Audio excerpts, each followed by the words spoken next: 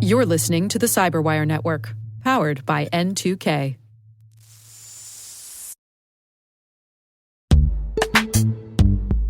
Looking for a career where innovation meets impact?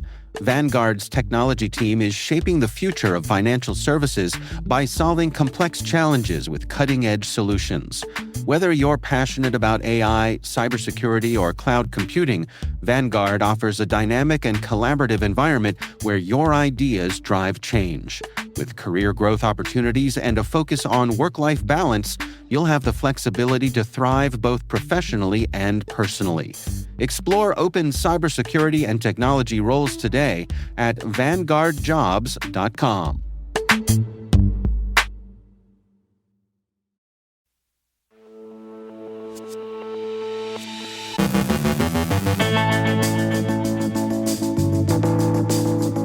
Google and Mozilla patch nearly 24 security flaws. The UK's Royal Mail Group sees 144 gigabytes of data stolen and leaked. A bizarre campaign looks to recruit cybersecurity professionals to hack Chinese websites. PostgreSQL servers with weak credentials have been compromised for cryptojacking.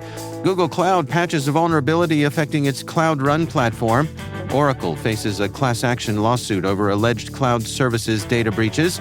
CISA releases ICS advisories detailing vulnerabilities in Rockwell Automation and Hitachi Energy products. General Paul Nakasone offers a candid assessment of America's evolving cyber threats. On today's CertByte segment, a look at the Cisco Enterprise Network Core Technologies exam. And are AI LLMs more like minds or mirrors?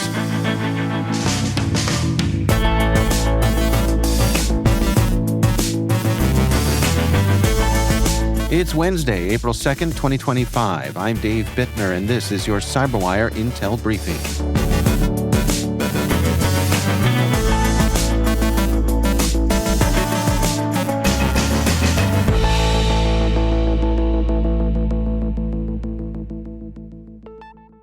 Thanks for joining us here today. It's great to have you with us. Google and Mozilla released updates on Tuesday to patch nearly 24 security flaws in Chrome 135 and Firefox 137.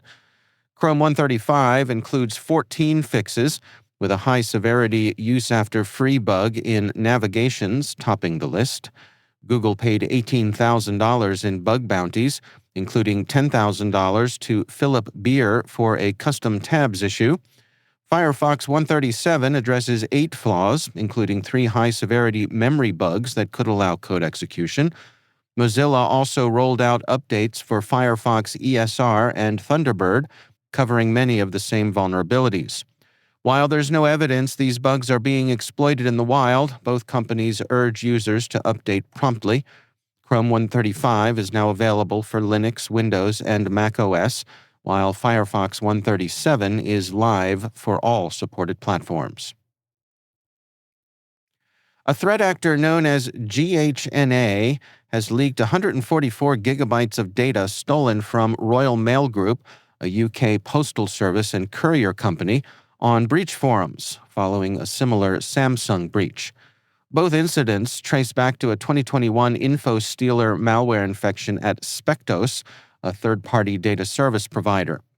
The leaked files include customer PII, internal Zoom recordings, mailing lists, delivery data, and a WordPress SQL database. Hackers are increasingly using AI to extract value from such large data dumps, enabling faster, more targeted attacks. The breach exposes deep flaws in supply chain security, showing how old stolen credentials can lead to major breaches years later. The Royal Mail incident underscores the urgent need for better third-party risk management, ongoing monitoring, and AI-aware defenses in cybersecurity strategies.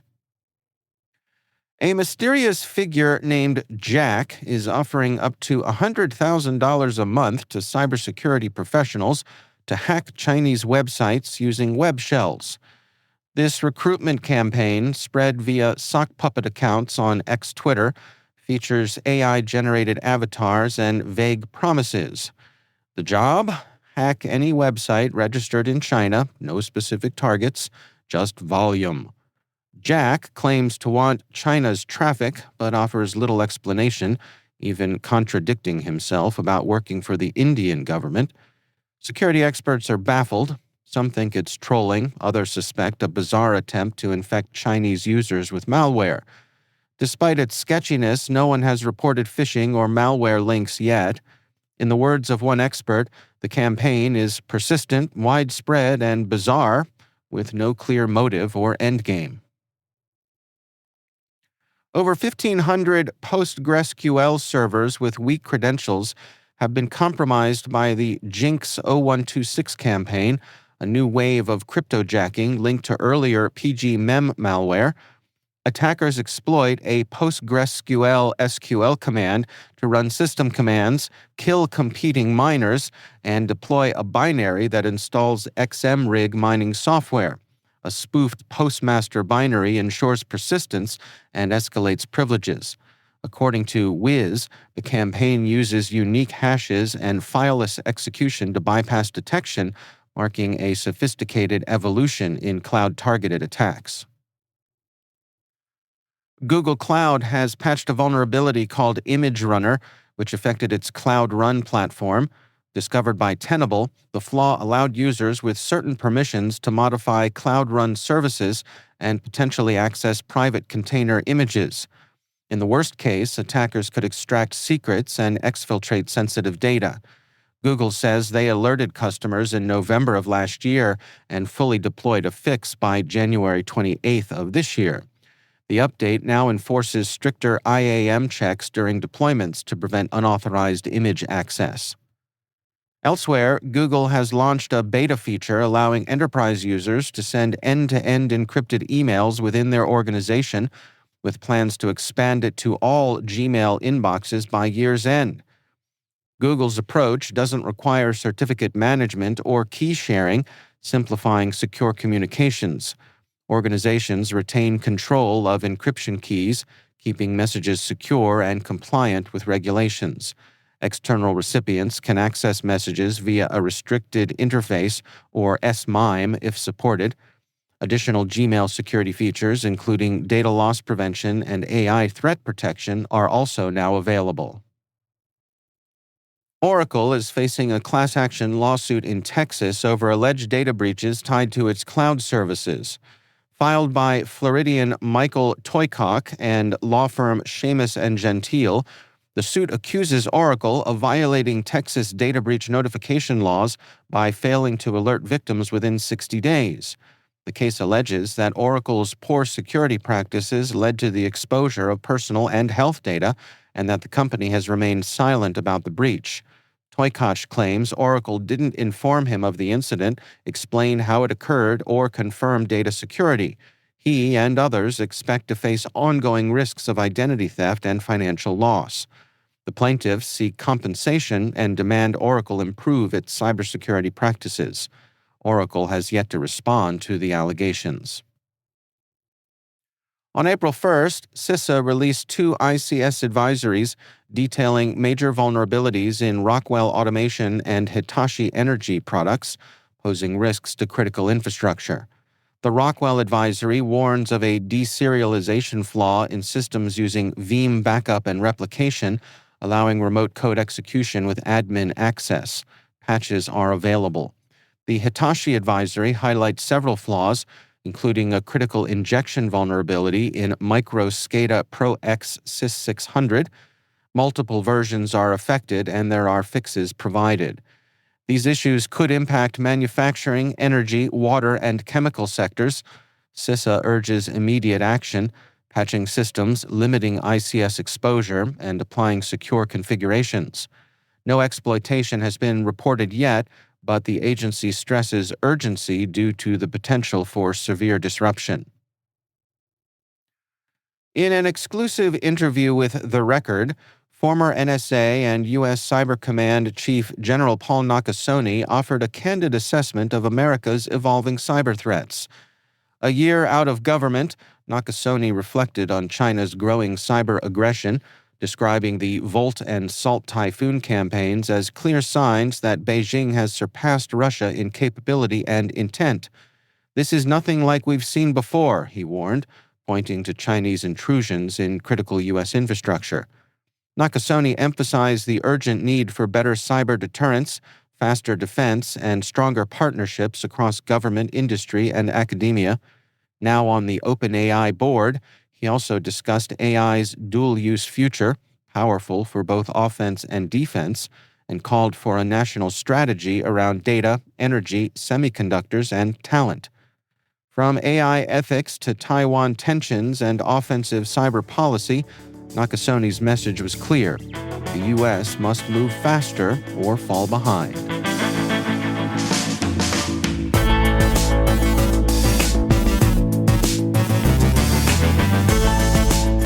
Coming up after the break on today's CertByte segment, a look at the Cisco Enterprise Network Core Technologies exam, and are AI LLMs more like minds or mirrors? Stay with us.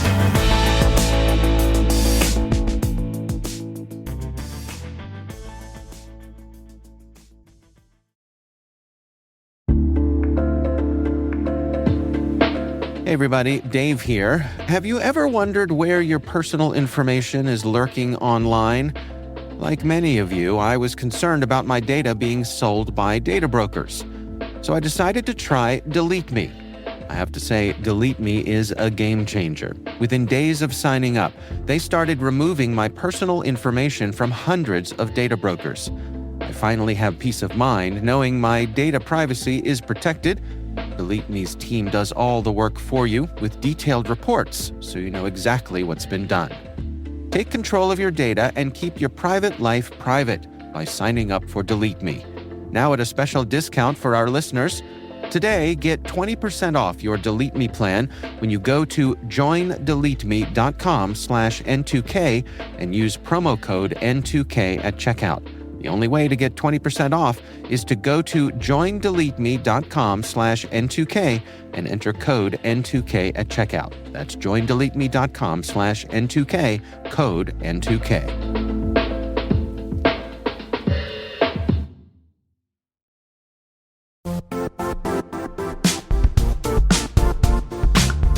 Are you frustrated with cyber risk scores backed by mysterious data, zero context, and cloudy reasoning?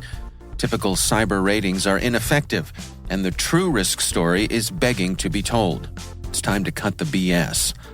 Black Kite believes in seeing the full picture with more than a score, one where companies have complete clarity in their third-party cyber risk using reliable, quantitative data. Make better decisions. Reduce your uncertainty. Trust Black Kite.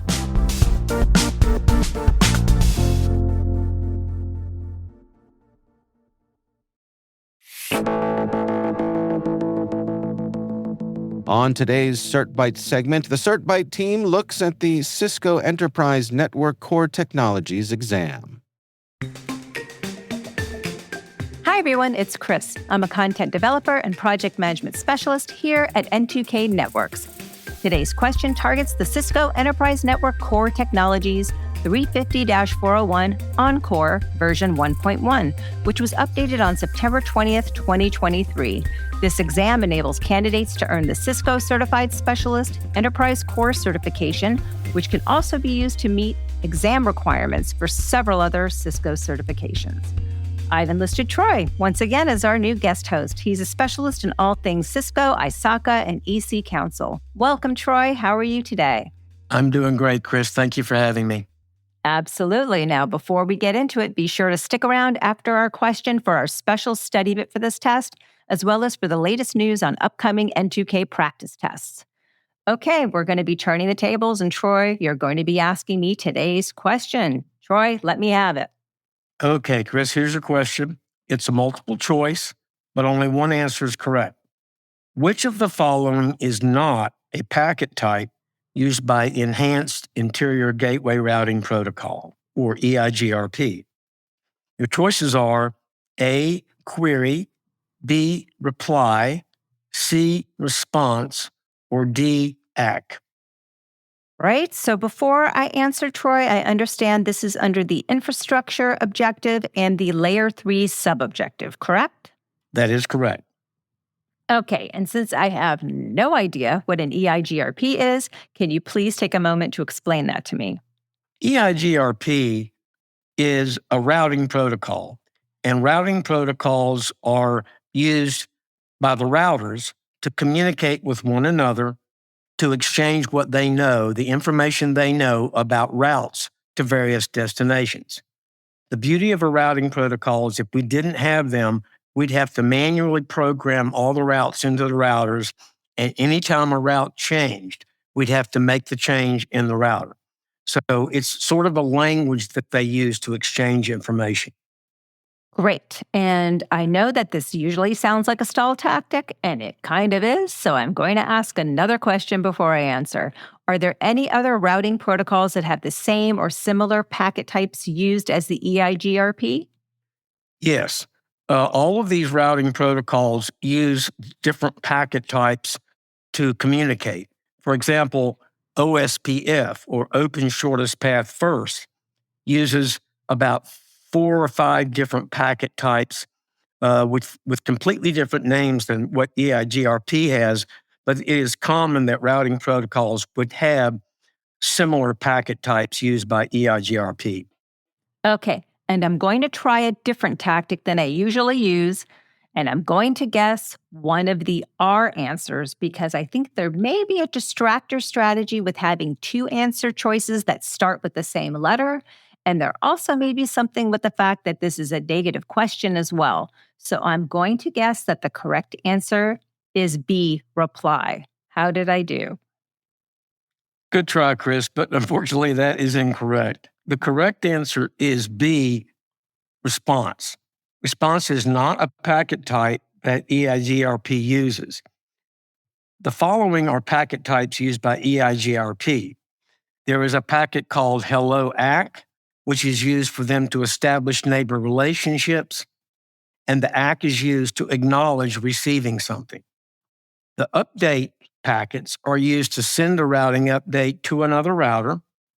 Query packets are used to ask a neighboring router about a route. Reply packets are used to respond to a query about routing information. And then request packets are when a router asks another router specific information about a route. So I was at least correct in using the logic that out of 2 similar sounding answer choices, one may be the correct answer? In this particular case, you were. I'd hate to say that works every time, but if you were looking at an item and you had nothing else to go on, you were clueless, you might use that and not pick 2 that are very similar. Okay, so that's interesting, and I probably wouldn't use that tactic all the time, but in this case, in the absence of everything else, I just took my best guess. So that's great info. Now, Troy, can you please share what job level and type the certification is aimed at? Yes, this is on the CCNP level, the professional level, whereas the CCNA level, the associate level, is for those that are starting out and perhaps they would work under the direction of a CCNP. So this is a higher level exam. The job role that this cert would probably prepare you for would be to become a network engineer. Okay, great. Great information and question, Troy. So now it's time to discuss the study bit for this test. What do you have for us? Okay, my study bit on this is that you are going to have to not only answer multiple choice questions and drag and drop items, those type of items on this exam, you're also going to have to do some performance items. You're going to have to actually configure some routers and troubleshoot some issues. So you need to get lots of hands-on. So find some sort of a network simulation tool that allows you to practice working with routers and switches so that you can complete those performance-based items.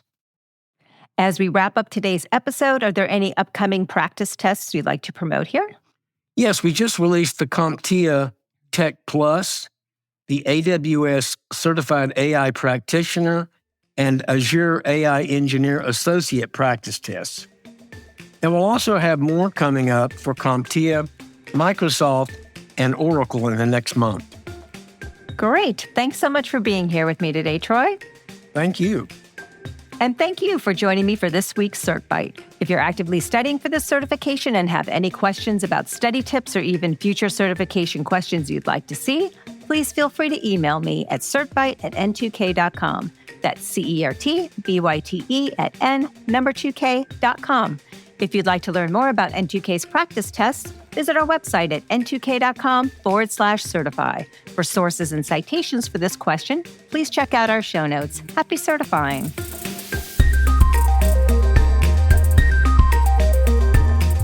And don't forget, you can find out more about our Cisco Enterprise Network Core Technologies practice exam on our website.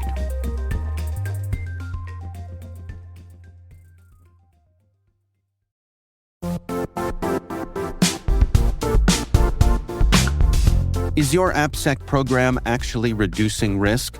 Developers and AppSec teams drown in critical alerts, yet 95% of fixes don't reduce real risk. Why? Traditional tools use generic prioritization and lack the ability to filter real threats from noise. High-impact threats slip through and surface in production, costing 10 times more to fix. Ox Security helps you focus on the 5% of issues that truly matter before they reach the cloud. Find out what risks deserve your attention in 2025. Download the Application Security Benchmark from Ox Security.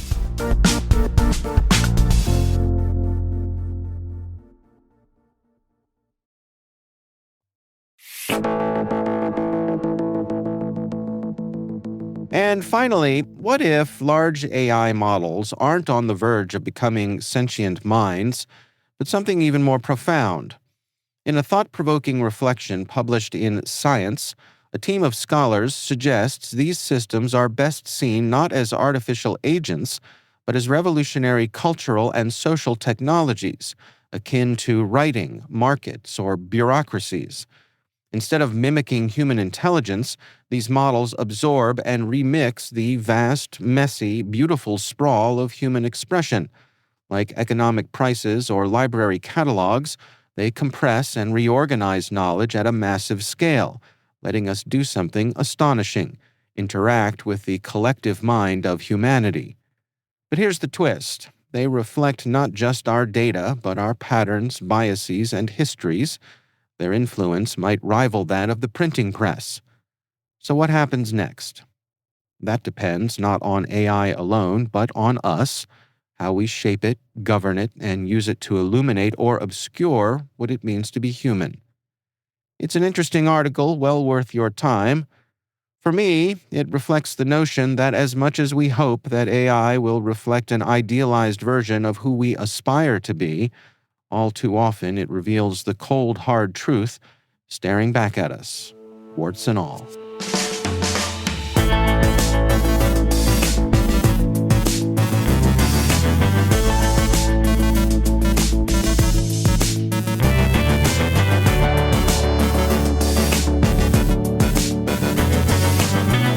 And that's the Cyberwire.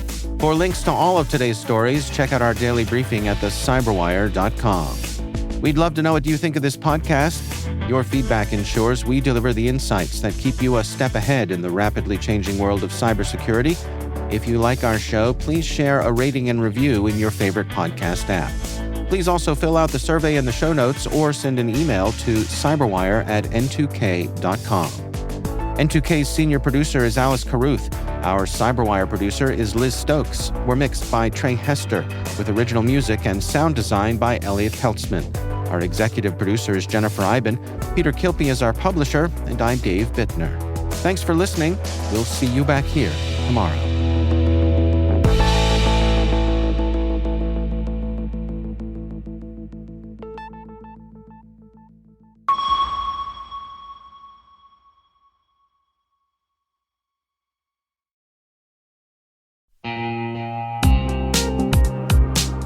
Cyber threats are evolving every second, and staying ahead is more than just a challenge, it's a necessity. That's why we're thrilled to partner with ThreatLocker, the cybersecurity solution trusted by businesses worldwide. ThreatLocker is a full suite of solutions designed to give you total control, stopping unauthorized applications, securing sensitive data, and ensuring your organization runs smoothly and securely. Visit threatlocker.com today to see how a default deny approach can keep your company safe and compliant.